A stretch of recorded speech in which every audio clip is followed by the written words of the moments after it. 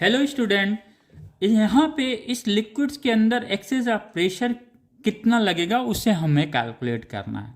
Right, ये देखना है कि हमें ये जो सरफेस फ्री सरफेस कितना है। एक तो फ्री सरफेस ये है, ये कॉनकेव फ्री सरफेस कहलाएगा, और यहाँ पे एक है, दो फ्री सरफेस है। फ्री सरफेस किसे बोलते हैं? क्योंकि ये सरफेस एयर के कांटेक्ट में है और ये भी सरफेस एयर या किसी अन्य मीडियम के भी कांटेक्ट में है, तो ये सरफेस क्या हो जाता है बेटा? Free surface.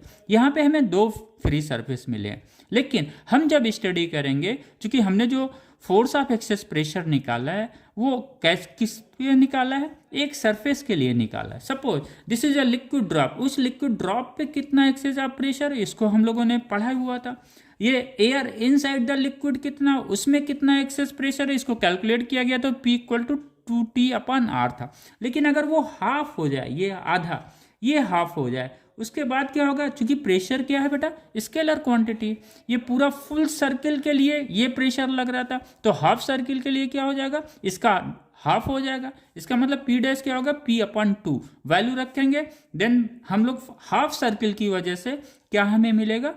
Access pressure equal to T/R। ये चीज़ यहाँ पे एक पॉइंट मिल गया। अब दूसरा जो की पॉइंट है इस तरह के सवाल को सॉल्व करते वक्त, चाहे वो कर्व इस तरह से हो चाहे उस तरह से, इसको सॉल्व करते वक्त बेटा एक ही चीज़ हमें देखना है, the directions of centre of point. अब इसका, इस कर्व का सेंटर ऑफ पॉइंट कहाँ होगा? यहाँ पे कहीं मीट आउट करेगा वो, तो ये यहाँ पे हो जाएगा।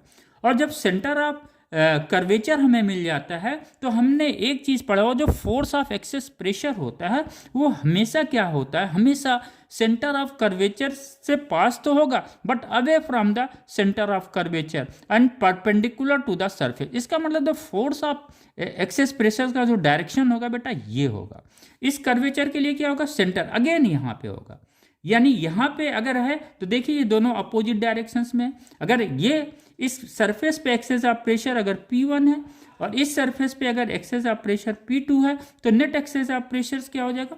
P1 माइनस P2 हो जाएगा। राइट, यहाँ पे अगर हम लोग देखते हैं तो सेंटर ऑफ कर्वेचर क्या है इस सरफेस के लिए? यहाँ पे है, तो P1 क्या हो जाएगा? डाउनवर्ड, चूंकि force of excess pressure downward इधर लगेगा। क्यों? क्योंकि it is always away from the centre of curvature. Similarly centre of curvature यहाँ है, तो force of excess pressure away from the centre of curvature.